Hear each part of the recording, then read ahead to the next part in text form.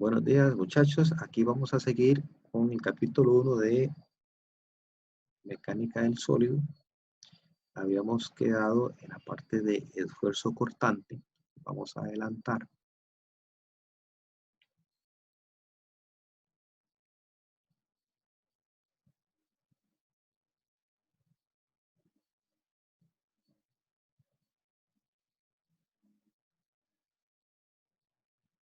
Ok, creo que por aquí habíamos quedado la vez pasada. Ok, para repasar nada rápidamente, nada más recordarles que habíamos visto esfuerzo axial y esfuerzo cortante.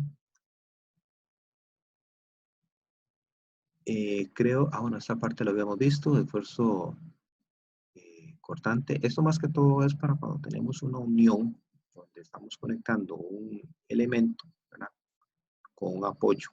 Entonces, la fuerza axial de un elemento que está conectado a un apoyo, de la fuerza axial se me convierte en fuerza cortante en el pasador, en el perno, en el pin, que está en el apoyo. Entonces, aquí tenemos un cortante simple o cizalla simple, y en este otro caso tenemos cizalla doble o cortante doble. Ajá, ok, vamos a ver. Otra propiedad que vamos a estudiar en el diseño es lo que se conoce como el esfuerzo de aplastamiento en conexiones. Esto es como decir cuál es el esfuerzo que, que está produciendo un elemento. En este caso hablemos un pin, que normalmente los pines se hacen de un material un poco más duro que, que los apoyos. Entonces, ¿cuál es el esfuerzo de aplastamiento sobre un apoyo? Bueno, entonces, ¿qué efecto está produciendo un pasador, un pin, ¿verdad?, sobre un apoyo? Entonces, ven que hay que hacer un agujero, hay que hacer una perforación para poder conectar un pasador. Aquí el cálculo se hace un poquito más sencillo. Ve que aquí hay como hay una área proyectada, que es como un cuadrito, ¿verdad?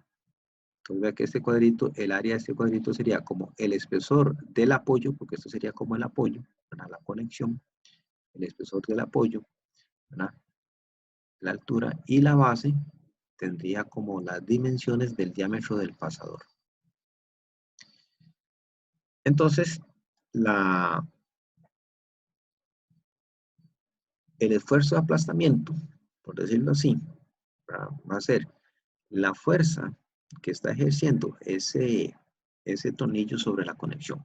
Y lo vamos a establecer de esta manera: es el esfuerzo B, ¿verdad?, va a ser igual a la fuerza, y vea que es la fuerza del elemento que estamos conectando por medio del pasador, dividido entre el área. Pero esta área que está acá, ¿verdad?, vean que es el área proyectada, por decirlo así, es el área proyectada de toda la superficie de contacto del tornillo sobre el pasador.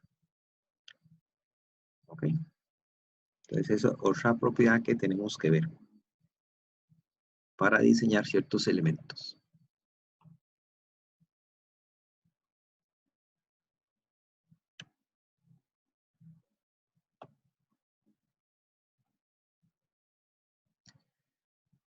Bueno, aquí hay un ejemplo. Este ejemplo está resuelto en el libro. Se los voy a explicar rápidamente cómo resolverlo.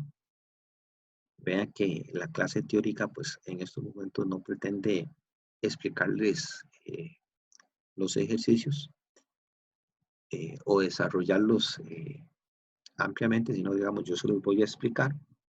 Si es conveniente que ustedes cojan los ejercicios que vienen resueltos en el libro y cada quien los desarrolle, los hagan, ¿verdad?, y vayan entendiendo. Entonces tenemos una estructura compuesta por una barra, ¿verdad?, Eh, y bueno, una barra BC y una viga, ¿verdad?, o un brazo AB. Creo que ese problema ya lo habíamos resuelto, ¿ok?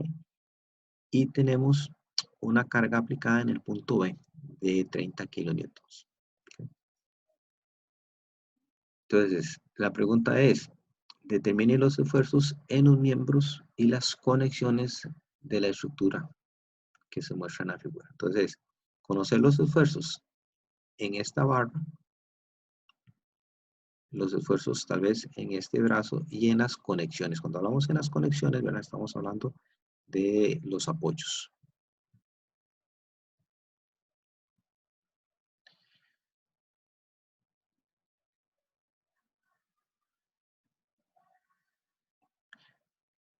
Ok. Del análisis que habíamos hecho anteriormente, habíamos encontrado que el miembro AB, digamos el brazo o la viga que estaba en posición horizontal, estaba sometido a una fuerza de 40 kilonewtons en compresión. Y el elemento BC, este que está aquí, tenía una fuerza de tensión, ¿verdad? de 50 kilonewtons. Aquí es conveniente que ustedes se fijen muy bien en los tipos de apoyo o de conexiones que hay en cada elemento. Por ejemplo, vamos a agarrar el elemento BC. Vamos a ver el apoyo C. El apoyo C tenemos una cizalla simple o una conexión simple. Tenemos el elemento BC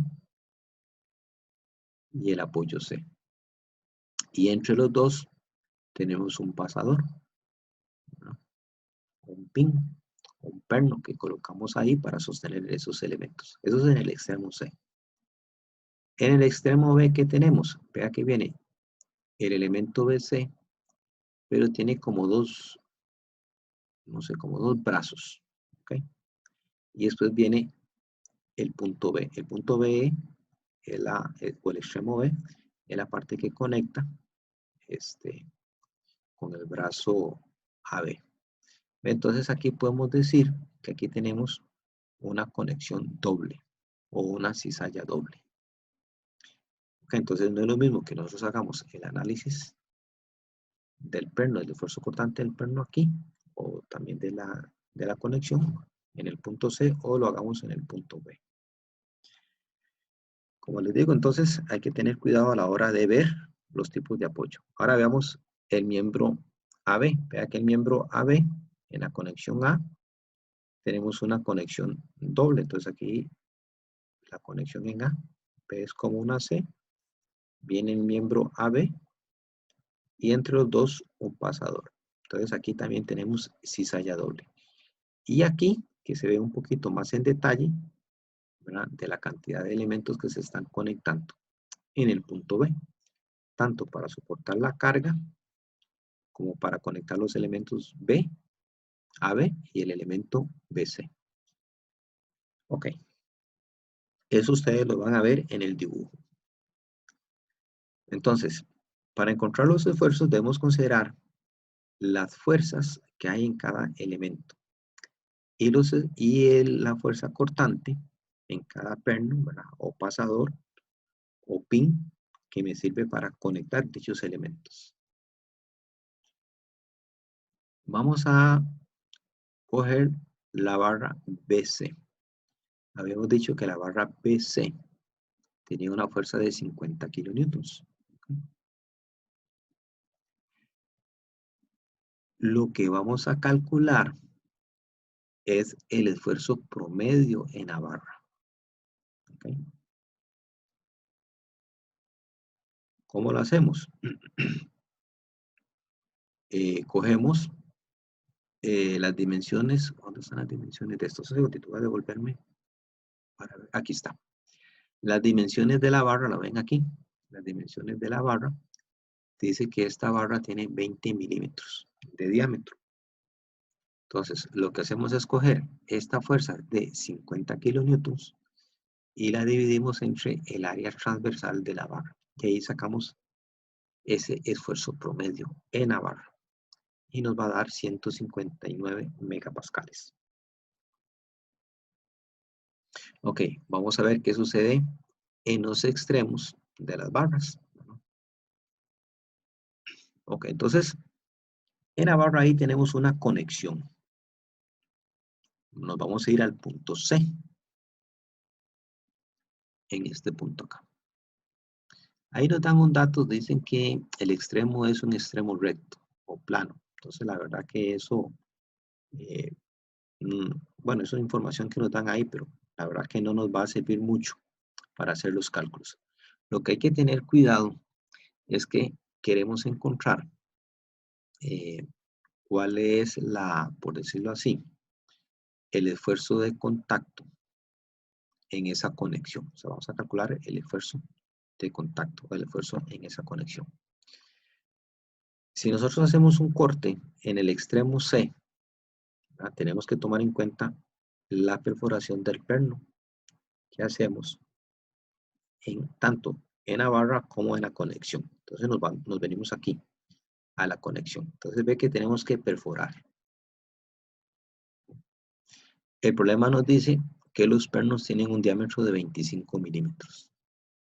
Normalmente las perforaciones que hacemos tanto en las barras como en los apoyos tienen un diámetro ligeramente mayor al perno que vamos a colocar, pero eso es algo muy pequeñito. Entonces, normalmente lo que hacemos es que consideramos la información que nos den con respecto al diámetro del pasador, del pin o del perno, que son formas de decirlo, estamos usando para unir la barra con el apoyo. Okay, entonces, yo quiero que pongan cuidado aquí a esta área que está resaltada, este cuadrito. Okay. ¿Qué sucede aquí? Sucede un fenómeno bastante interesante, porque toda la sección transversal de la unión, ¿verdad? Como la barra está en tensión, pierde, por decirlo así, un poco de material. Entonces, el área transversal de toda esta pieza, hay que restarle digamos, esta área proyectada aquí. ¿Qué sería? El ancho o el espesor de la conexión, que en este caso, no, perdón, el diámetro del pasador, ¿verdad? Sí, sería el diámetro del pasador, o sea, todo el ancho aquí de la conexión menos el diámetro del pasador multiplicado por el espesor del tornillo. Entonces nos va a dar esta área de acá y esta área de acá, ¿verdad? Menos esta proyeccióncita, ¿verdad? Esta área de aquí. Entonces hacemos así, el espesor multiplicado por 40 menos el diámetro del tornillo. Esto nos va a dar el área efectiva, ¿no? El área efectiva digamos, en el extremo de la barra. Ok, entonces vea que ya a la barra le quitamos, ¿verdad? Un poco de material. Y volvemos a hacer el cálculo del esfuerzo. El esfuerzo en el extremo BC va a ser igual a la carga entre el área. Pero esta área es el área transversal, que nos dio 300 por 10 a la menos 6 metros al cuadrado. Entonces al final vamos a tener un esfuerzo normal de 167 megapascales. Vean qué interesante, tenemos 159 megapascales en la barra como esfuerzo promedio, acá por esta parte, y tenemos 167 megapascales en la conexión, ¿verdad? O en el extremo de la barra.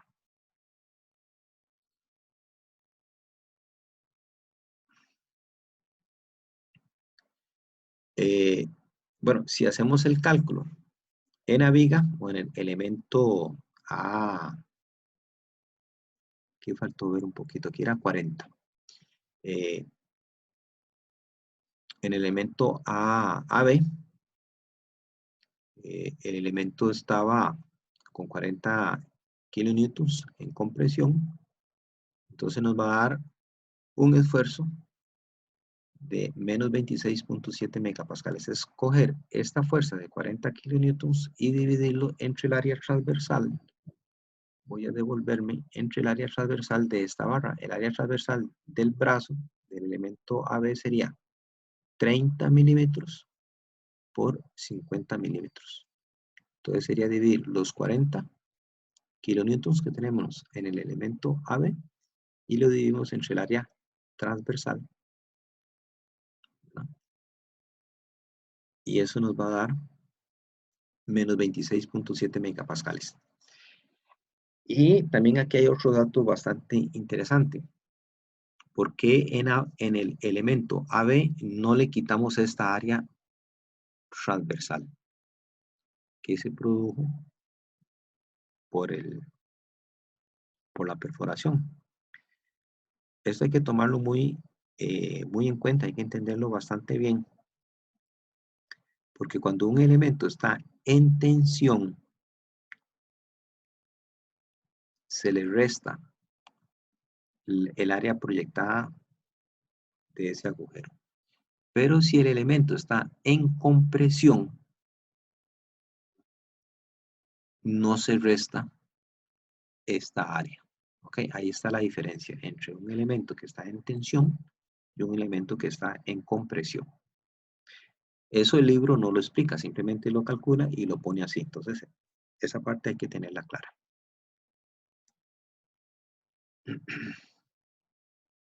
Ok. Ahora vamos a el esfuerzo cortante en los pasadores. Vamos a tomar el pasador que está en C, el pasador en C. Ok. Vean que el elemento BC soportaba una fuerza en tensión de 50 kilonewtons. Entonces, esa fuerza que estoy ejerciendo en el elemento BC se transmite al pasador como una fuerza cortante. Y aquí, si queremos encontrar el esfuerzo cortante en los pasadores, en los pernos o en los pines, dividimos la fuerza. Bueno, hay que fijarse en el tipo de conexión que hay, vean si hay cizalla simple o cizalla doble, o cortante simple o cortante doble. Aquí tenemos cortante simple. Entonces, calcular el área de los pasadores, como el problema dice que todos los pasadores es de 25 milímetros, calculamos el área transversal de los pasadores. Y lo que hacemos es dividir la fuerza que transmite el elemento BC como cortante al pasador, que se vuelve una fuerza cortante, y la dividimos entre el área transversal, pero del tornillo o del pasador o del pin. Y eso nos va a dar un esfuerzo cortante, por lo menos para el pasador en C, de 102 megapascales. Vámonos al pasador que está en A. El pasador que está en A, okay, hay que ver el tipo de apoyo que tenemos en A. En A tenemos un apoyo de esta característica, entonces aquí generamos una cizalla doble o esfuerzo cortante doble, y acuérdense que cuando la cizalla era doble, aquí había un 2. Bueno, aquí tal vez me faltó el 2. ¿Okay?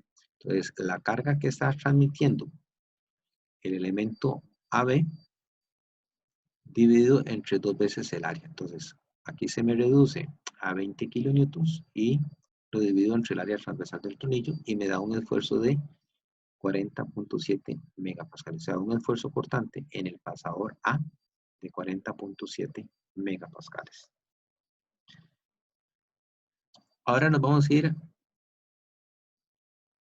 a la conexión o al pin que hay en el punto C. Ahí es un poquito más complejo, porque en el pasador C había varios tipos de conexiones. Este extremo DE,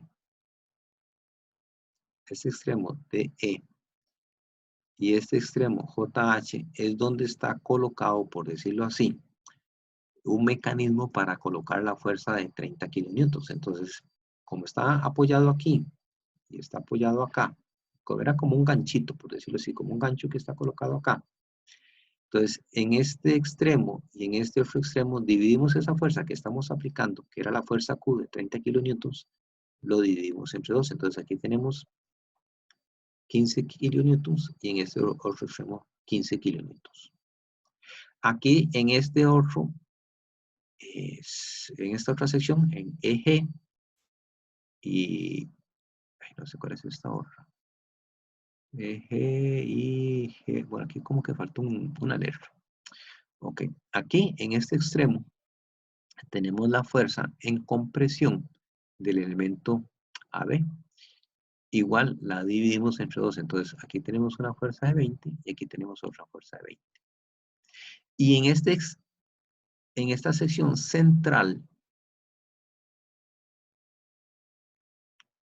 tenemos la fuerza, bueno, aquí falta la fuerza BC, porque la fuerza BC es de 20. Aquí hay un pequeño error. La fuerza BC, ¿cuánto era la fuerza BC? De 50, debería ser de 25, ¿no? Debería ser de 25. Déjeme chequear. Era de 50, si no me... Sí, era de 50. Ve, esta fuerza aquí, la fuerza BC es de 50 kilonewtons. Entonces, esta fuerza BC aquí tiene que decir 50 kilonewtons. O la mitad, 25.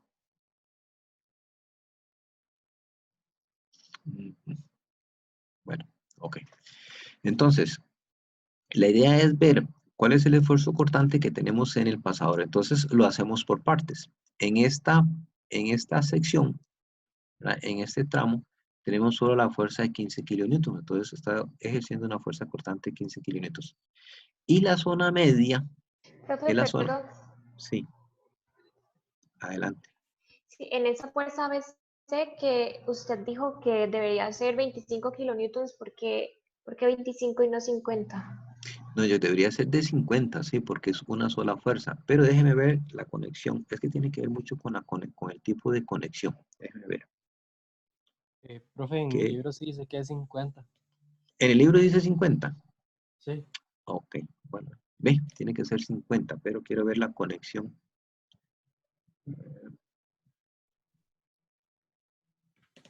Ok, ve, no, aquí ve. Entonces, vean así, aquí está el pasador. Ok, vean, vámonos todos al punto B. Aquí está el punto B. Tengo el pasador, el pin, que va de extremo a extremo. Tengo la argollita, que es la que sostiene la fuerza de 30 kilonewtons. Tengo esta y tengo esta, que sería, digamos, el tipo de conexión del extremo de la barra AB. Y vea que este extremo que viene acá, este extremo debería ser de la barra BC. Ve, es solo un elemento. Entonces, la fuerza que transmite este elemento tiene que aplicarse aquí, debería ser de 50. Entonces, aquí debería ser de 50. Sí, aquí hay un error. Aquí definitivamente tiene que haber 50. Sí, sí, es un error de, como les digo, esto tiene algunos errorcillos que cuando uno lo viene resolviendo, o sea, los va viendo. ¿Ok? Entonces vean lo que sucede. Bueno, aquí no es de 20, eso yo lo arreglo después, pero aquí sería 50 kilonewtons. ¿Me están entendiendo, va? Para decir que es la fuerza BC. ¿De acuerdo? Ok, entonces vean lo complejo de encontrar un poquito el esfuerzo cortante en un pasador donde hay tantos elementos aplicados y diferentes tipos de conexiones. Entonces, en un extremo tengo una fuerza aplicada de 15 kilonewtons. Eso me produce un cortante en este extremo. Y en este otro yo tengo un esfuerzo cortante, bueno, en este otro extremo, aquí sería eje. En eje tendría aplicada la fuerza de 20 kilonewtons, una parte de la barra AB, la fuerza interna de esta fuerza cortante, que sería de 15 kilonewtons, ¿verdad? Y una fuerza, por decirlo así, que sería como la resultante de estas dos en ese punto. ¿Okay? Entonces decimos que el esfuerzo cortante en el pasador en esta parte que está acá, ¿verdad?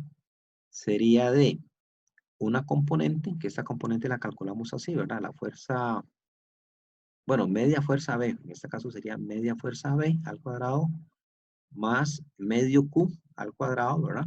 Porque estamos hablando de un extremo, y la calculamos como 25. Entonces sería decir, aquí sería 15 al cuadrado, y aquí sería 20 al cuadrado, eso debería dar 25 kilonewtons. Ok, lo dimos entre el área transversal del perno, y vemos que en esa zona el pasador tiene un esfuerzo cortante promedio de 50.9 megapascales. Ok, entonces vamos a quedarnos aquí. ¿Cuál es el esfuerzo que vamos a considerar en un pasador ahí? Obviamente, vamos a considerar el esfuerzo cortante mayor. ¿Ok? Entonces, en un caso de diseño, nosotros tendríamos que irnos y considerar el esfuerzo cortante más grande para poder decir si el pasador soporta o no soporta esa fuerza cortante. Ok. Podemos ver, siguiendo, vea que esto es un análisis, como le digo yo, más de diseño. Vamos a ver el esfuerzo de aplastamiento del pasador A en el apoyo AB. Entonces, ahí lo que hacemos igual es aplicar aquella fórmula, ¿verdad? Que el esfuerzo es igual a la carga entre T por D, y encontramos un esfuerzo de 53.3. Y también calculamos el esfuerzo de aplastamiento del pasador A en el apoyo A, y lo hacemos igual. No, perdón, para determinar el esfuerzo de aplastamiento del pasador en el apoyo A. Ok, sobre el miembro A. Ok. Este esfuerzo de aplastamiento sería sobre el apoyo, y este esfuerzo de aplastamiento sería sobre el elemento. Ok. Entonces, igual aquí serían los 50 por 25, que serían las dimensiones. Estas dimensiones 50. Ok, aquí son 25. Un momentito. El espesor es 2 veces 25. ¿Dónde salen esos 50?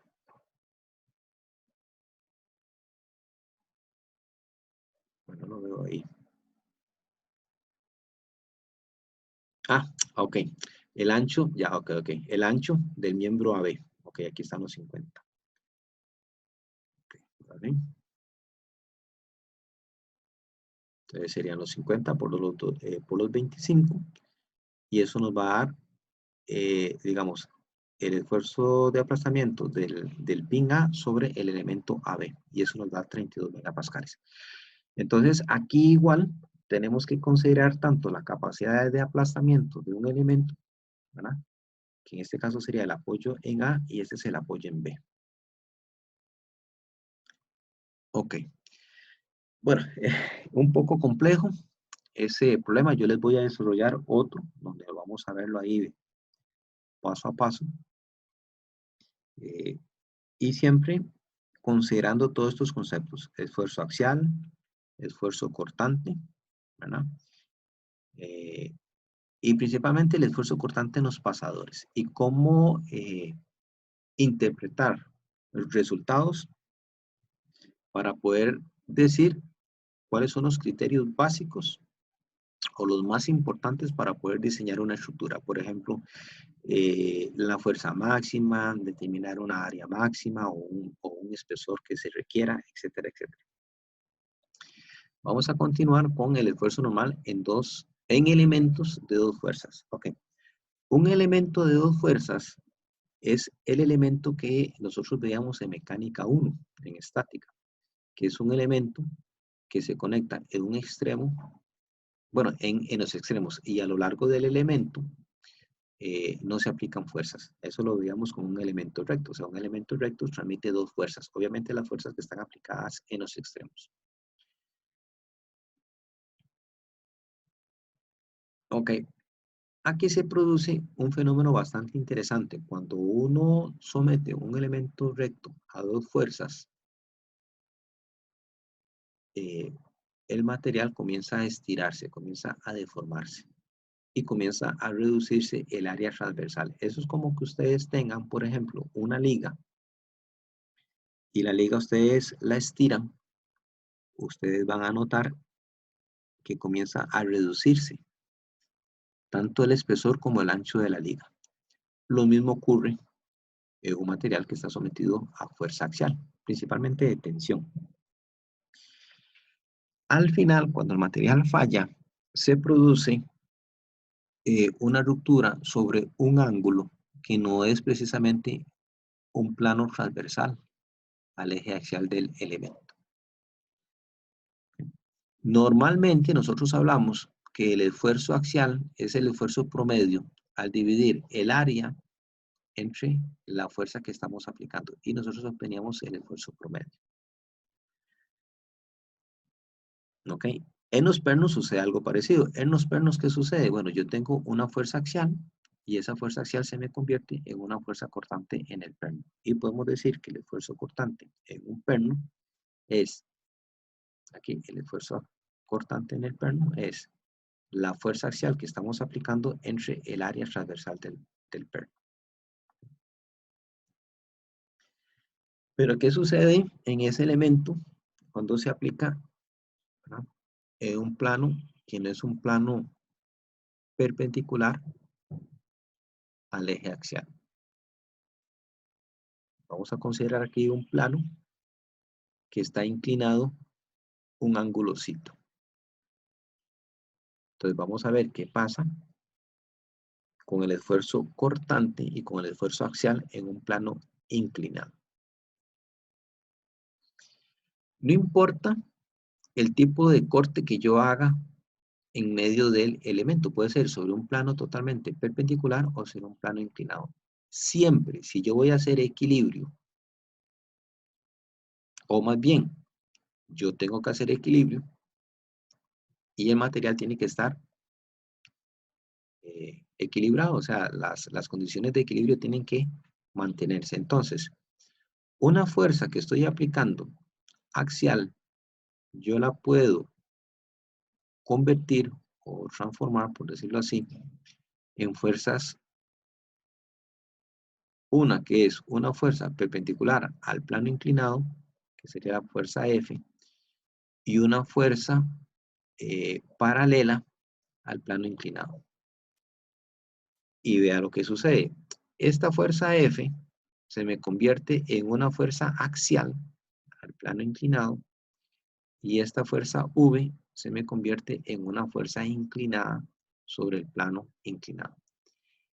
Y el área ya me cambia. Vea que no es lo mismo que yo hable de una área transversal. El área transversal tendría este valor. ¿Okay? Y una área sobre un plano inclinado ya va a tener otro valor. ¿Okay?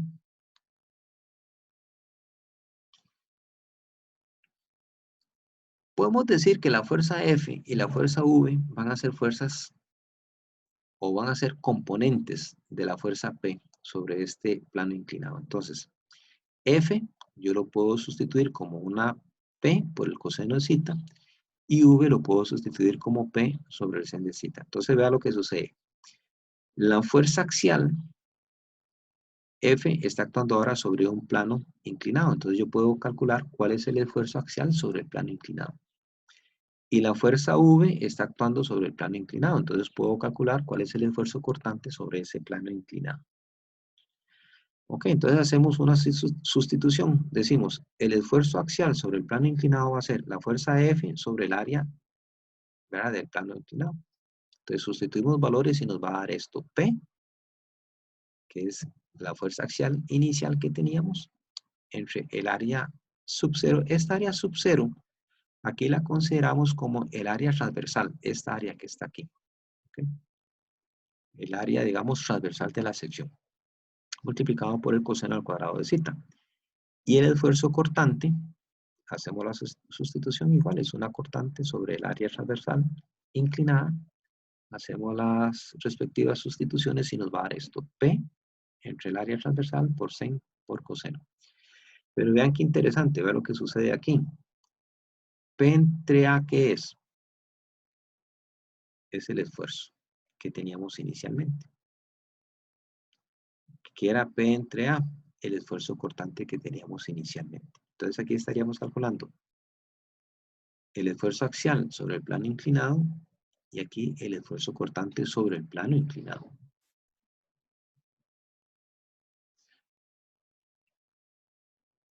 Ok, vamos a tomar nuevamente esas ecuaciones que teníamos inicialmente. Entonces, esfuerzo es igual a P entre el área por el coseno al cuadrado y esfuerzo cortante P entre área por sen por cos.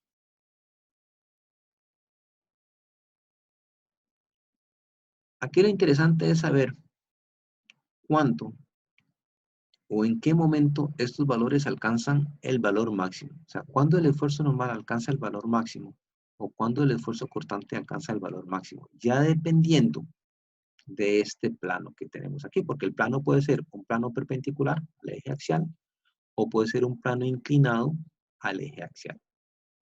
¿Ok?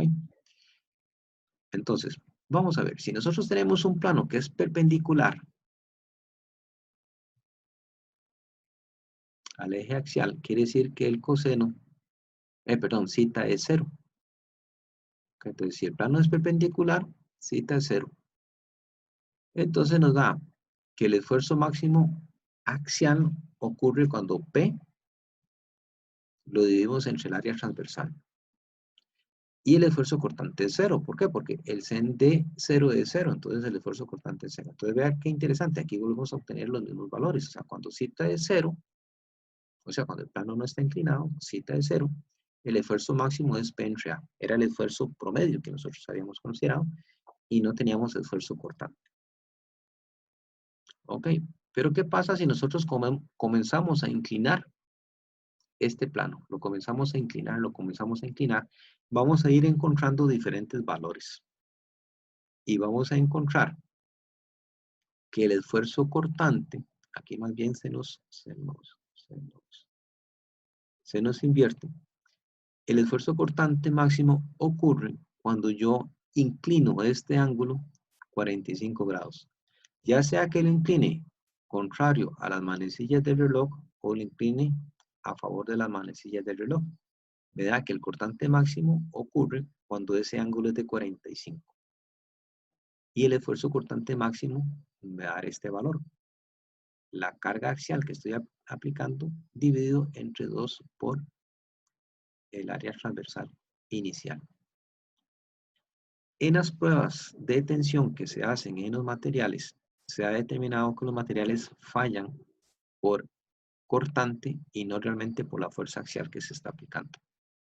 Y eso ocurre porque al estirarse el material cada vez que vamos aplicando fuerza y la vamos incrementando, los planos moleculares del material comienzan a desplazarse, comienzan a correrse uno sobre el otro. Y esos corrimientos en esos planos van formando un plano de 45 grados.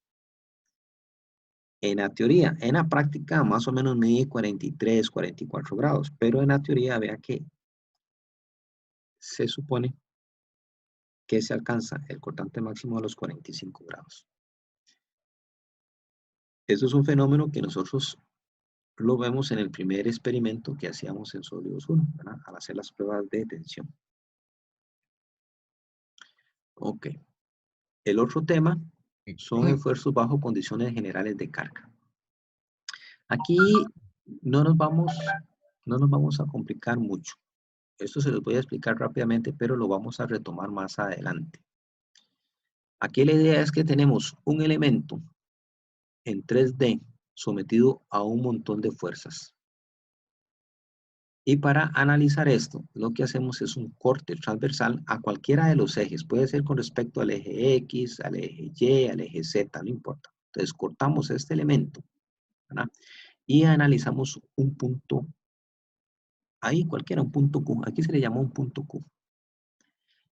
Para mantener este elemento en equilibrio hay que aplicar fuerzas, ¿verdad?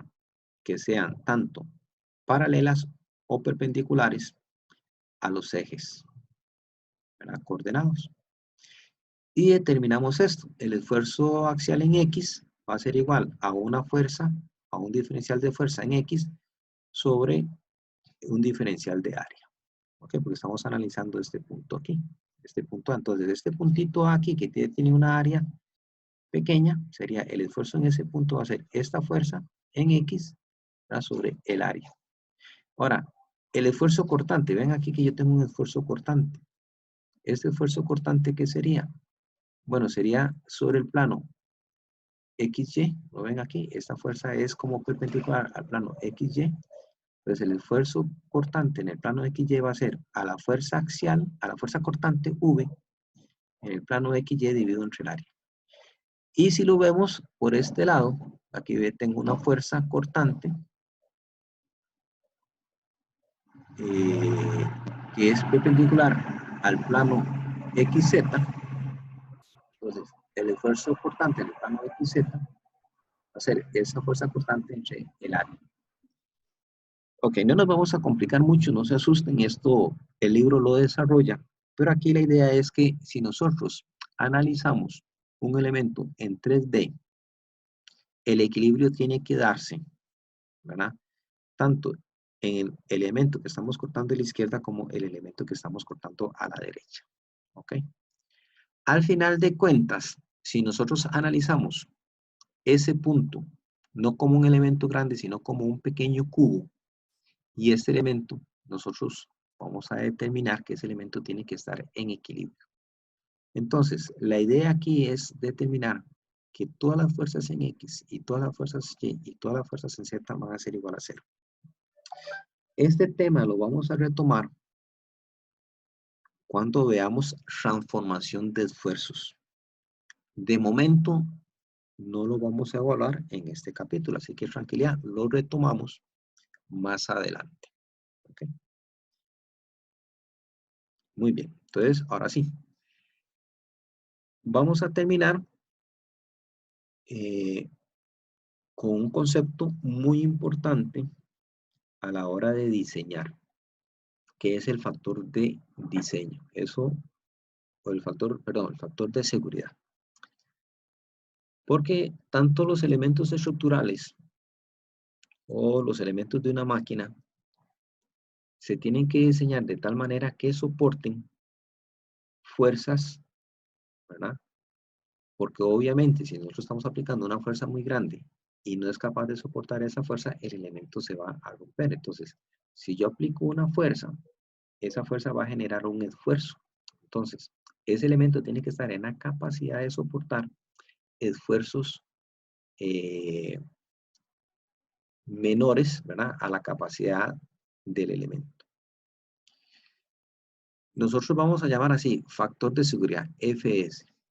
Okay, esto es un término que ustedes van a utilizar muy a menudo en este curso. ¿Qué es el factor de seguridad? El factor de seguridad va a ser el esfuerzo último. El esfuerzo último es el valor o la propiedad que tiene un material de soportar una carga hasta romperse. Por eso se llama esfuerzo último. Es el valor máximo que ese elemento puede soportar antes de romperse. Obviamente nosotros no queremos que el material se rompa, ¿verdad?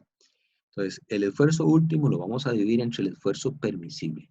¿Qué es el esfuerzo permisible? El esfuerzo permisible es el esfuerzo que en algunos libros de texto le llaman el esfuerzo de diseño, que es que sabiendo cuál es la carga que nosotros vamos a aplicar, me genera un esfuerzo de trabajo o un esfuerzo de diseño o un esfuerzo permisible, que es con el que yo estoy haciendo los cálculos. Entonces, en buena teoría, se supone que el esfuerzo permisible tiene que ser siempre menor al esfuerzo último, para que sea un factor de seguridad, para que el material no vaya a fallar. ¿Qué consideraciones tenemos que tener a la hora de determinar el factor de seguridad? Me gustaría comentarles esto. Si el factor de seguridad se elige muy pequeño, la posibilidad de falla se torna inaceptablemente grande. Esto que están entre comillas, yo quiero que ustedes se lo graben en la memoria. ¿Por qué? Porque ve lo que es sencillo. Un factor de seguridad muy pequeño. Para que un factor de seguridad me dé muy pequeño, ¿qué significa?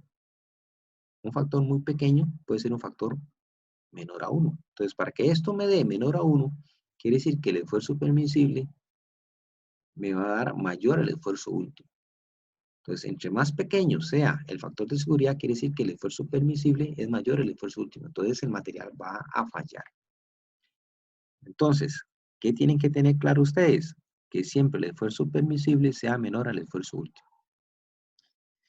Bueno, para determinar el factor de seguridad hay que considerar muchos factores. Nosotros aquí en este curso vamos a diseñar estructuras y vamos a diseñar componentes de máquinas o elementos de máquinas, el cual va a estar sometidos a fuerzas que no van a variar con el tiempo, o sea, fuerzas fijas, ¿verdad?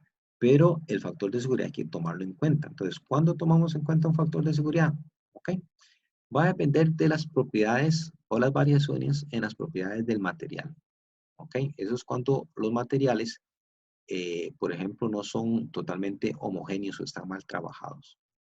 Cuando hay variaciones de las dimensiones por manufactura, muchas veces se producen piezas y hay pequeñas variaciones en las dimensiones de las piezas. Entonces eso hay que tomarlo en cuenta. En el transporte puede haber variaciones en el transporte, ¿ok? O en el manejo del material, como golpes, cuestiones así. Entonces eso también me puede producir alteraciones en el material, que al final de cuentas me puede provocar que el material falle antes de tiempo. Otro factor que hay que considerar es el número de repeticiones de carga, el cual ese elemento va a estar sometido durante toda su vida útil. Pero esto es un tema que se ve en otros cursos. Se ve, por ejemplo, en Sólidos 2 y en diseño de máquinas, y se conoce como fatiga.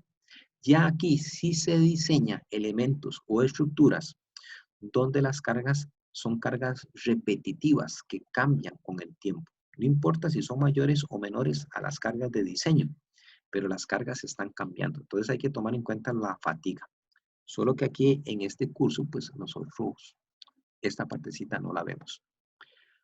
Otra consideración son los criterios o los cambios en los criterios de diseño en la estructura. Muchas veces una estructura o una máquina se diseña para soportar cierta carga y la gente toma las decisiones de aumentar esa carga.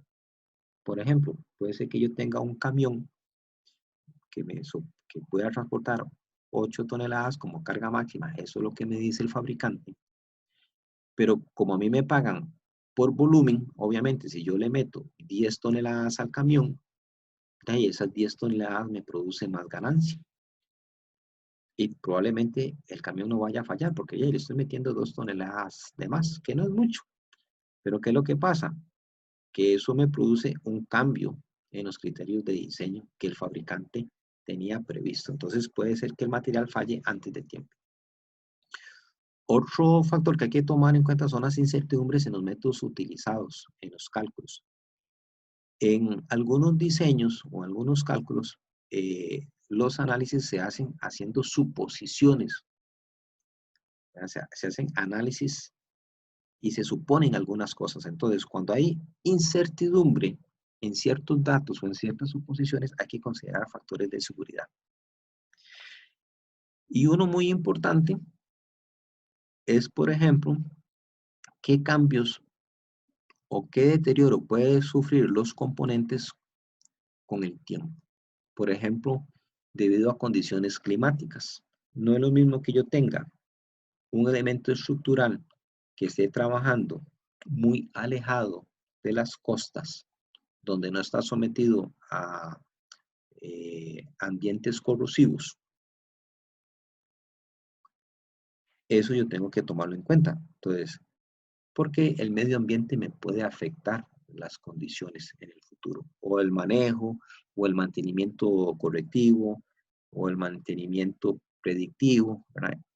Cómo hago los cambios de ciertos elementos. O sea, hay muchos factores que hay que tomar en cuenta para considerar factores de seguridad que me cubra todas estas consideraciones para que el elemento no me vaya a fallar. ¿Ok? Quiero cerrar el capítulo con esta frasecita. También es una frase, es más fácil aprenderse esta frase que esta otra, pero esto es algo que ustedes tienen que considerar a la hora de hacer sus cálculos y el diseño. Dice, una cadena es tan fuerte como su eslabón más débil. Entonces, es un criterio muy interesante. Yo puedo tener una cadena con eslabones de acero con una gran resistencia, que me soportan toneladas de carga o miles de kilonewtons de carga. Pero si yo estos eslabones los uno por un eslabón más débil, entonces, ¿cuál es la capacidad de carga de esta cadena? ¿Verdad? Me la va a definir el eslabón más débil. Esto es muy importante que usted lo considere a la hora de hacer sus diseños. Profe, perdón, ¿qué era el esfuerzo último? Ok, el esfuerzo último es, bueno, es que eso también se los tengo que explicar. Eso se los explico en la siguiente clase. El esfuerzo último es la capacidad máxima que tiene un material antes de romperse. Veámoslo así. Vamos a ver. Digamos que ustedes tienen, hablemos de una liga. De esas ligas que usan para amarrarse el pelo, o de las ligas que usan los chiquillos, ¿verdad? Para tirar piedras, ¿verdad? En una resortera. Usted tiene una liga. Entonces usted comienza a estirar la liga, ¿verdad? Se estira, se va reduciendo sus dimensiones, pero todavía no se ha roto. Bueno, entonces usted le aplica una fuerza. ¿Qué pasa si usted comienza a aumentar la fuerza? Y la aumenta, y la aumenta, y la aumenta. La liga se estira, pero no se va a estirar hasta el infinito. Llegará un momento en que usted le aplica tanta fuerza que la liga ya no es capaz de soportarla y ella se va a romper. ¿Ve? Entonces, se calcula el esfuerzo último, es la fuerza última que usted aplicó en el momento que la pieza se rompió. Es esa fuerza última dividida entre el área transversal en ese momento. Entonces, eso me da el esfuerzo normal, digamos, máximo. El que el material soportó antes de romperse. ¿Ok? Ese es el esfuerzo último. Eso yo se los explico en la siguiente clase. ¿De acuerdo? Jóvenes, ¿alguna otra consulta, duda? Profe, bueno, otra duda, igual como yo la vez pasada, no, que te lo dije la vez pasada, pero yo no estaba. El manejo de los laboratorios, supongo que ya no se van a hacer, pero esa parte de la evaluación, ¿cómo se va a manejar? Muchacho que viene entrando, vea. Voy a parar aquí la grabación.